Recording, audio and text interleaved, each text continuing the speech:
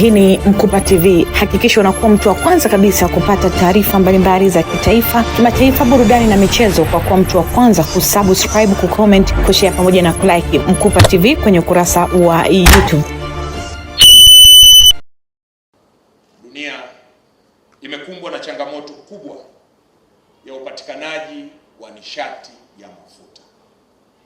Tarehe 28 Februari vita iliibuka kule Mashariki ya Kati kati ya Iran, Marekani na Israel, ambayo ikasababisha kufungwa kwa mlango wa Hormuz.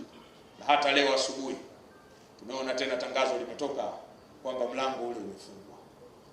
Ile mazungumzo yaliyokuwa yakiendelea baina ya mataifa haya naona yamevunjika na mlango ule umefungwa tena. Baada ya kufungwa kwa mlango wa Hormuz ambao unapitisha zaidi ya 20% ya nishati ya mafuta, na haya mafuta ni mafuta ghafi ambao ukija kwenye jumla ya mafuta ambayo hata ni refined unakwenda hadi 34%, ambao taifa letu ni tegemezi katika uagizaji wa mafuta na asilimia zaidi ya 60 na zinatoka katika mlango ule wa Hormuz. Kwa hiyo tulikumbwa na janga kubwa, ambao janga hili lilipelekea upandaji wa bei ya nishati hii ya mafuta si tu hapa Tanzania lakini duniani kote. Sasa kwa mageuzi haya tunayoyafanya leo, kwanza yanaenda kutupunguzia utegemezi wa uagizaji wa mafuta. Pili, yanaenda kuimarisha uchumi wetu, kwa sababu unapoagiza mafuta unaagiza kwa dola ya Kimarekani.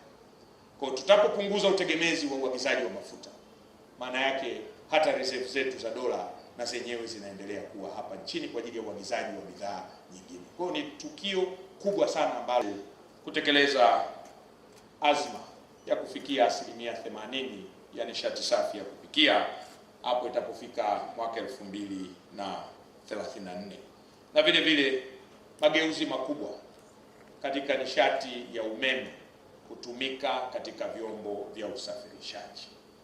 Niwapongeze kwa ubunifu mkubwa mliokuja nao. TANESCO tunaoifahamu na wananchi wengi wanafahamu, TANESCO anazalisha, anasafirisha na anasambaza umeme.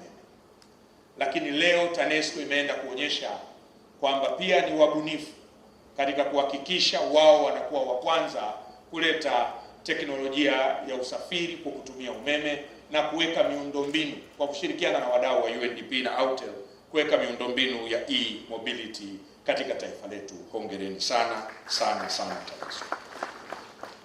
Leo ni siku ya kipekee sana na ya kihistoria kwa sekta ya nishati nchini, kwani tumekutana hapa kushuhudia matukio mawili makubwa yenye umuhimu wa kiuchumi, kijamii na kimazingira kwa taifa letu.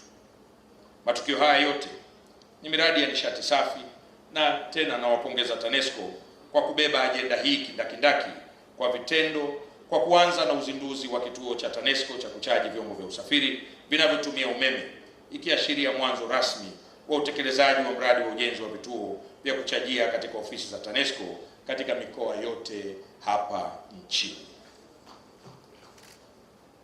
Pia tukio la pili la utiaji saini wa makubaliano kati ya TANESCO na wasambazaji wa majiko ya umeme yatakayowezesha wananchi kupata majiko ya umeme yaliyosanifu kwa njia ya mkopo kwa kulipa kidogo kidogo kupitia manunuzi yao ya umeme watakayoingiza kwenye mita zao za luku.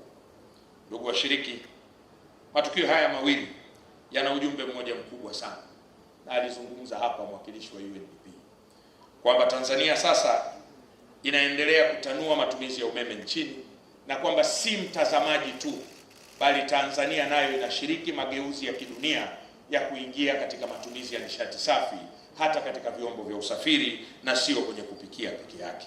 Hii yote ni katika kuhakikisha tunaboresha maisha ya wananchi, kupunguza gharama za maisha, kulinda mazingira na kuhakikisha maendeleo ya uchumi wa taifa letu.